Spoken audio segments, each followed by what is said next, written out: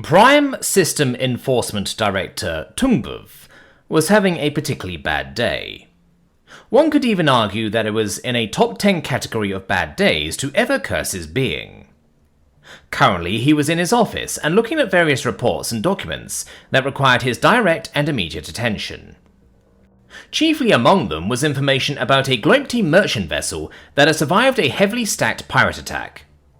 The Revenger Stellare was currently in a repair yard, having suffered heavy damage and had lost a lot of cargo. There were no casualties, but 2 humans were in critical condition and had to be transferred to a hospital in the ring. The 2 were still touch and go, however, and any other species, Nimians included, would have already perished. Terran physicality was unnerving, and reminded him of a second problem, though that would have to wait. Captain Wunsch had admittedly refused to hand over the navigational computers until he had been threatened with harsh legal action. The data cores he had sent to enforcement agents had been so irradiated it would take years to forensically gather, compile, and reconstruct anything that remained. Writing down his instructions for the data cores, he analysed his next problem.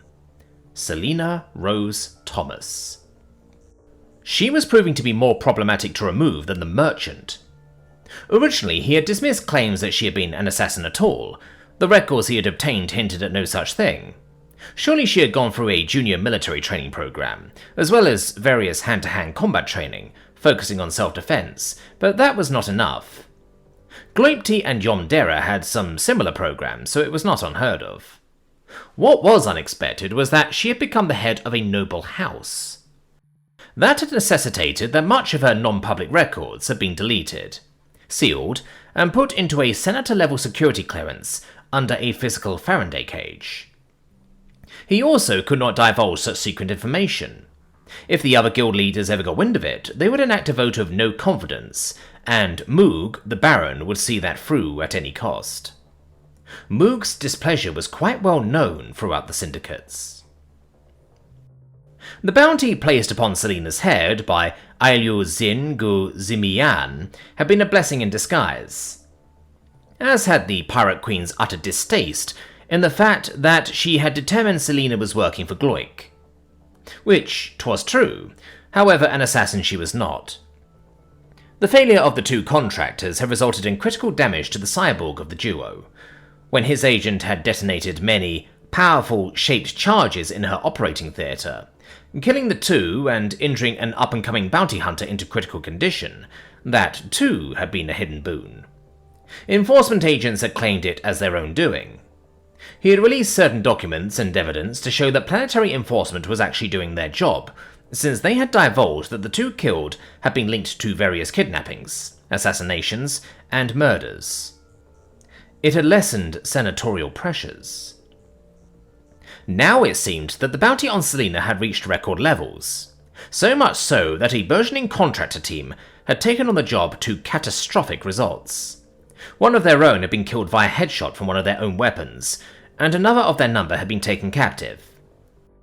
Each event only made the Terran woman's infamy grow, lending credence to her being an actual assassin. Perhaps they all should have just left her alone. Finishing the rest of the paperwork up, some digital and others physical, he went to Warden Zero's server room. The 2 guards stationed there were heavily armed and armoured, but let him pass through without fuss. The 2 guards were quite trusted and were an important, almost integral part of his syndicate ring. Warden Zero was the first iteration of a vast control network, though had gone through many upgrades. There was more agency allowed with this particular AI, and far less restrictions and balancing checks. The 2 of them would be nothing without the other. They were the textbook definition of symbiotic. "How's that new body working out for you?" Tungput asked, his voice having a knowing tone to it once he had passed through the airlock-esque security door systems. "Humans are exquisite," a feminine voice said from the middle of the room after a moment, as she had been eating sloppily. A Terran woman was sitting down, fully nude, with multitudes of surgical scars that looked newly healed. Her skin was a tanned bronze colour, but not quite what many would consider black or even mocha. She did not have any hair on her head, and a thick surgical scar was around the top of it. There were diodes and other metallic and computational devices affixed to the cranial bone directly. Finally, a thick data cable was attached to some kind of direct wetware installation that could only be attached to the brain itself. What had been done to the woman in the room was nothing less than a cybernetic atrocity of the highest magnitude. The room, which did house actual server banks, looked to have been expanded beyond its original specifications. There was a shower-bathtub combination set up. Next to it was a toilet and sink. A bed, treadmill, and other simple exercise equipment had been strategically placed to maximize what space was available. The woman continued to speak, wiping her mouth with her hand, then licking up liquid. The neurosurgeons have outdone themselves. I can feel everything, smell everything, sense anything a Terran can. I can also take so many more drugs than before, and the sex, by the code. This body can just keep going. I am glad you like it, Tungbuf said, looking at the biological puppet in front of him. The modifications in place that allowed a purely digital being to feel the biological sensations of a living body were blacklisted sciences. The cybernetics placed throughout the Terran in front of him had been like grafting a second nervous system into her. The inhibitors throughout the brain and flesh enabled Warden 0 to not only control the body, but to feel everything as well. In order for the system to work, the brain had to be intact, as it was the only thing able to process the whole range of biochemical inputs. A side effect was that the mind of the original being was still active, and forced to endure everything that was being subjected to it. The extra cybernetic modifications had been done to prevent the original mind from being able to use its body. To borrow a Terran phrase, the woman had been body-snatched. What do you want? Warden 0 asked between mouthfuls of food, stuffing her face without a care in the world. You never come here unless it's important. There's a problem, Tungbuf said, leaning against the wall by the door. I need you to personally access planetary networks. All of them. Why? When did you get clearance for that? The Empress will get me clearance soon, if she hasn't already done so. I need to find a certain planetary enforcement director as he's escaped capture. I'm nearly certain he knows of your puppeteering. That got Warden 0's full attention. Rutak was having a great start to his day. The drive to the spaceport had been a breeze. The rush for the orbital ring security checkpoint had not started yet, and the space elevator still had room and time left for departure. If his luck held up for just a little bit longer, he would have time to buy a quick before-work snack. Settling into a spot at the back of the elevator, he put on his oversized headphones and began to listen to music. Choosing a station that was fast becoming a favorite, the Rad, he smiled as he caught the start of the next song. Now that we've taken care of our lovely sponsors, a Mipop's male voice said, it's time to take care of our listeners. That's right, Meltajaw, a Yomderamel said, and it's that time again. Our top 100 list, next up at 43 by We Are the 40,000, comes Beyond the Stratosphere. Rutak cranked up the volume a few levels and began to sing along. Badly. Floating high above the planet, suits of steel and gaze of dreams, through the void we dive together with starlight cutting beams. Our hearts can't comprehend the weight of planets spinning fast, but side by side we'll abandon fear with courage unsurpassed. Windows blur with distant glories, horizons yet to find. In the silence we chart the stars with destinies intertwined. Rutak fumbled with the rapid pace of the lyrics, jumbling up a few of the words, but he did well enough. He did, however, nail the chorus, and the air guitar solo was superb, despite the tenderness of his hand still in a splint of sorts. We're the shark troopers of the solar sky, dropping down in fire, never asking why. With shadows cast by cosmic solar flare, we'll conquer worlds beyond the stratosphere. The lyrics had sped up, making him misspeak more often, and Rutak was starting to get odd stares from the other passengers. He never noticed them as he became engrossed in the music. We ignite the dark like heavens falling, in streaks of light we race the storm. Desolate echoes of distant planets, whispered tales of days reborn. The pulse of rockets fills our souls, a symphony of stars and dust. Each heart beats a candle to impact, where orbitals meet Earth's crust. Armored hope, a shining promise, descend the unknown land. We touch the void, where planes of hope weave honor through our bands. There was one other being, a young-looking gloipty woman that seemed to know the song. She joined in, her singing much better than his, but still quite terrible. She at least knew the lyrics. Even the timing, tone, and inflections were all off. With the shark troopers of the solar sky, dropping down in fire, never asking why, with shadows cast by cosmic solar flare, we'll conquer worlds beyond the stratosphere. Rutak noticed the gloipty while doing an air guitar piece during an instrumental break. There was no backing out. He had fully committed to the performance he was doing. What surprised him, however, was that the woman seemed to have quite the skill in air drums. Furthermore, she had moved next to him, turning his impromptu solo performance into a duet. In tandem we plunge, the conqueror's fate, stubborn fighters shatter through the gate, a megaton of hope and cosmic fall, unite in strength at humanity's call. By now, the two had been given a bit of distance by the majority of people that had been waiting inside the elevator platform. Two of the people the gloipty woman had been with had been recording the moment their friend went up to the rebel-looking Diosheen. The man did look to be quite the ruffian, having a bandaged hand, wearing black clothes with studs and spikes, and a pulse pistol of some design to finish off the look. With the shark troopers off the solar sky, dropping down in fire, never asking why, with shadows cast by cosmic solar flare, we'll conquer worlds beyond the stratosphere. The two finished the chorus together, even though Rutak was the only one able to actually hear the words of the song. The woman's memorization of the song was something that he could never attain. I didn't think I'd hear those guys way out here, the woman said to Rutak with a grand smile, as he was taking off his oversized headphones, letting them hang across the back of his neck.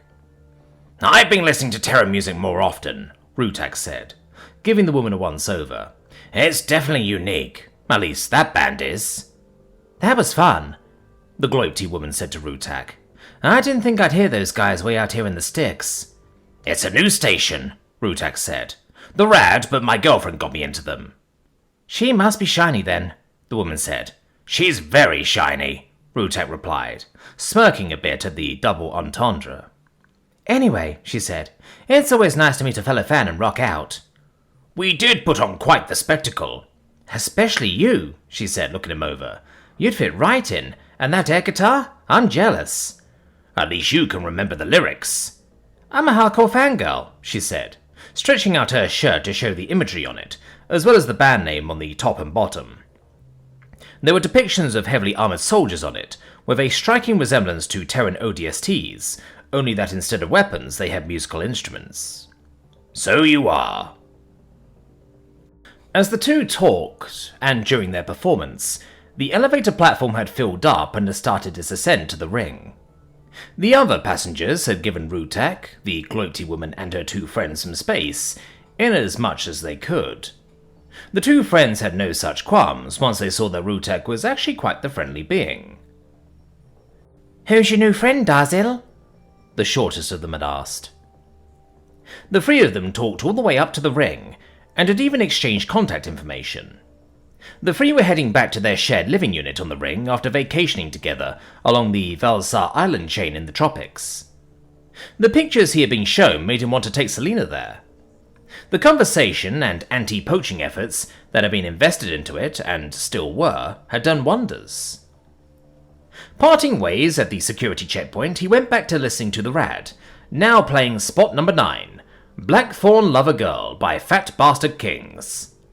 The number 1 hit song, Queens of Neon by Carrion Wings, had ended just as he had arrived at work. It wasn't often that he got to just vibe with music, and he made a mental note to look more into Fat Bastard Kings. The Nimian rap group was interesting, and they were local, in a sense, as they hailed from one of the many outer system moons. Holding his badge against the security sensor, the door chimed and opened up automatically, letting him enter the main factory entrance. As with all structures on the ring, the factory was built to form its own compartment, a vastly huge space which had been subdivided further to make way for the various functions and needs of the facility. The ring had been, originally, built to be compartmentalized, with a kind of common area between each of the huge sections, zoned for heavy industry, as well as the required transport and shipping areas needed to fuel the insatiable needs to support such industry. The common zones consisted of vaguely tended green spaces. These areas had a lot of open space, as well as huge transport aluminium bulkheads, so these people could see outside, as well as being filled with lots and lots of greenery and hanging columns of vines. The cramped residential districts were also placed near these vast green spaces, with the most expensive units having a balcony that could overlook these junction parks, as they had come to be called. The ring had become a vast cityscape unto itself. Waving at Noski, the Mitbop's receptionist on duty, Rutek strolled into the building proper as he was buzzed in. However, Noski shouted to him as she remembered something important. Leaning over the desk, the rather tall woman spoke to him. With the way she used her arms to support herself as she leaned over, combined with the somewhat low cut of the neckline of her shirt, she gave Rutek quite the eyeful. It was impossible not to notice, and lent credence to the stories of her being a rather adventurous woman. "Rutek," she said, either not noticing or uncaring of her current wardrobe issue, leaning halfway out the open receptionist booth. "Director Quayev wants to speak to you after your next meal break." That stopped him in his tracks. "Do you know what it's about?" "Not at all, but you're not being terminated or disciplined. I know that much," she said, looking at him. "Thanks. That's good to know," Rutek said in a puzzled voice. He did not have long to think about it, as he had arrived in the male's locker room fairly quickly, his feet moving faster than usual as he was deep in thought.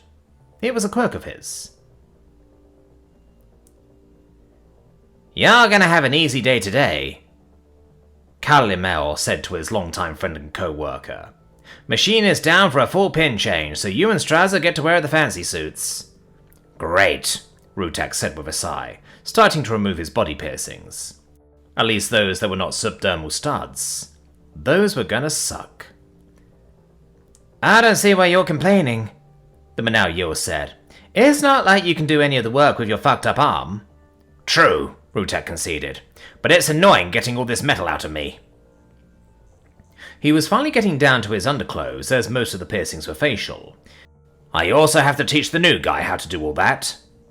"Have fun with that," Kalimel said sarcastically, then became excited. "I'm off for the next 4 rotations. Got a religious exemption for my people's new year. Reyek Kuchu On." "How is that a religious exemption?" Rutek asked, utterly dumbfounded. "It's celebrated religiously." Rutek took a long deep breath and let his head hit his locker gently. "That was bad. That was so bad. I already have it approved." "Right, get out of here. Go get quashed. Find a woman, a man, or something in between and practice procreation," Rutek said with a laugh. "That's the plan. Later." Before long, the entire second shift lead and tech crew were in meeting room number 3 for their daily huddle. There were only 20 or so beings here, and Turok was still absent. The first shift foreman was doing a partial double to get things started. He was an exhausted-looking Nimian and rather burly, having strengthened his body through long, hard years of warehouse and trades work. "Machines 1, 3, and 5 are still working that blasted Axiom order. 356 hours behind schedule, and 3 scrap coils." He rubbed his tired face with his lower right hand, showing that the 2 middle digits of his fingers were missing at the first knuckle. "The fuck?" Jenny answered. The diminutive Tuxis woman was standing on the chair just to be slightly below eye level with everyone else. That job is at the extreme tolerance limit for everything. Every process and step has been plagued with problems. That job requires next-gen fabrication processes and techniques that our retro-patched Frankenstein monstrosities simply can't do. The foreman looked like he was about to say something, but was cut off, as Jinny was not quite done speaking her mind. Listen, Gamui, we're lucky there's only 3 scrap coils. The operators here are doing some kind of sorcery to get quality product out, and I've no idea how they're doing it. A few of the lead operators in the room called out their answers. Talent! Sweet talking! Percussive maintenance! Fritz's spontaneous disassembly via extreme prejudice! Cooling pump for the cooling pump? The appeasement of the Terran god, Murphy, by generous offerings of oil, blood, and elbow grease. See? Sorcery! Jinny exclaimed again. All right, I'll pass word along, Gamui said tiredly, not having the energy nor will to fight against his fellow workers. Next order of business. Machine 6 is undergoing degaussing pin replacement. It's ready for pin extraction and the equipment and suits are already there. I can't move any of those pins, Rutak said. Medical exemption. Yeah, I know, Gamui said, a little dismissively. Teach Straza. Okay, Rutak said, then asked, who's our tech and spotter? Jinny is going to be your tech and Cassietta 8 will be your spotter. There was a pause before he continued. Any questions? Then teamwork on 3. 1, 2, 3, teamwork! Everyone shouted, some more enthusiastically than others. Once Rutak, Jinny, and Cassietta 8, a Minyao Yil man with a very dark, almost but not quite opaque silver skin tone, had reached Machine 6, Jinny went into the operator's box, while the other 2 went into the fabrication space, which was usually off-limits. Straza was waiting for them at the entryway, a very bored expression on his face. So, what are we doing? The T-pose asked. We're doing a full degaussing pin removal and replacement, Rutak said. The pins get corroded via magnetism-induced electrolysis and need to be replaced every 25,000 hours or so. If they stop working right, they leave the core partially charged, which can cause damages, fire, death, or whatever in a catastrophic electrical discharge. Cassitta Rate added in. The pins carry a residual charge in the high megawatt range, which is why we're all going to wear these fancy grounding suits. I get the cool and very fun job of hitting you with a stick, in case you get electrocuted and lock up. That's comforting, Straza muttered.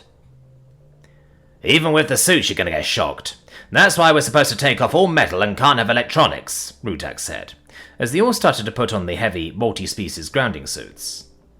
Unlike with the one Gerd had to wear, the ones they were wearing had extra pieces and all sorts of zippers, buckles, and locking latches to keep everything in place, as well as lots of padding to add some kind of comfort to the heavy material. Everything has to be old analog tech, or have Tier 2 mil-spec grounding, Cassitta Rate said. Since that stuff's stupid expensive and no one wants to pay for it, we're stuck with analog. And I'm the one that has to do all the work, right? Straza asked, nearly done getting a suit on. Yup, Rutak answered. Once I'm fully suited up, I'll be teaching you this process. Great. Just great, was all Shazza said in defeat. The process of removing the corroded pins, of which there were 30, was long, slow, and tedious. Each pin was 500 pounds of electrically charged, magnetized metal and exotic compounds that required a cranking mechanism of unfathomable torque to remove. Each rotation of the crank only pulled the warm pins millimeters out, to be ready to be caught by a net so that the pin wouldn't crash onto the metal floor. Furthermore, the crank required effort to turn, like trying to mix a thick and heavy dough by hand. It was a long, tedious process. Lunch had finally arrived, and with it, his meeting with plant manager Quayov. Norsky had told him he was not in trouble. However, his mind raced with multiple scenarios, each one more outlandish than the last. Soon enough, he was in the waiting room. Waiting. The plant manager entered the room. She was a slightly older than middle-aged Yondera woman, wearing a business suit that showed off her figure without it being risque nor revealing. Modest rather than conservative was an apt descriptor, and the necklace she wore depicted some kind of quadrupedal animal that had its limbs tucked under its body in what he learned Selina had called a loaf position. The brightly coloured pendant made one's eyes wander over her slightly exposed cleavage in an effort to identify the kind of creature displayed. Ms. Quayle spoke first. "Sorry for keeping you waiting," she said, "but I've asked you to meet with me directly so that I can make an employment offer to you directly." "I'm listening," Rutak simply stated politely. "Turok Neglim is retiring," Director Quayle began. "While I won't go into details, he had a big health scare while on vacation. With that being the case, I'd like to offer you his position." "That's unexpected," Rutak said, then asked, "Why me, though? I'm not rejecting it outright, but surely there's someone more knowledgeable about all the machines." "There are a few beings, yes," Quayle replied, "but there's more to it than just that. The other operators respect and like you. That's a big reason why I'm considering you." "There's an increase in pay, correct?" "Greater responsibility entails greater compensation," she answered. "It's a 20% increase with an additional 10 once you demonstrate adequate knowledge of operations for all machines in the production line. Furthermore, there's a 0.5% increase in the company's contribution match to your 97B account, assuming you have one." "I'll take the position," Rutak said. He already had some knowledge of the other machines and processes, since he had been working at Premier Magnometrics for a little over 2 cycles, and had covered shifts for many of his co-workers. "Good," Quayle said. "You start next week, or as soon as Machine 6 is operational again. Strasser should be adequate in taking over by now." Rutak's already good day had just gotten so much better. Not only did he just receive a significant promotion, but the previous foreman, Turok, was finally retiring as well. That old fossil of a lizard had been a metaphorical thorn in many people's side. His day was looking like it could not improve much more. The promotion and subsequent raise had heightened his mood so much that the tedious pin change no longer bothered him. Once back in the fabrication area of his machine, he put on the grounding suit. His co-workers were already dressed and waiting for him to arrive, as they could not proceed without him there. "You were gone a while," Cassetta Rate said, helping him get into the suit. "Yeah," Rutak said. "Thanks. I was with Director Quayle. She's given me a promotion. I'm taking over Turok's job." "Hell yeah!" the Manal exclaimed. "You're a definite improvement over that old geezer." "Well, there's some bad news too." "Let us have it then. Don't keep up the suspense," Strasser said, as he cycled the manual crank on the current pin. "You're going to be the new operator for this machine, Strasser," Rutak said with a bit of a laugh. "Ancestors help us."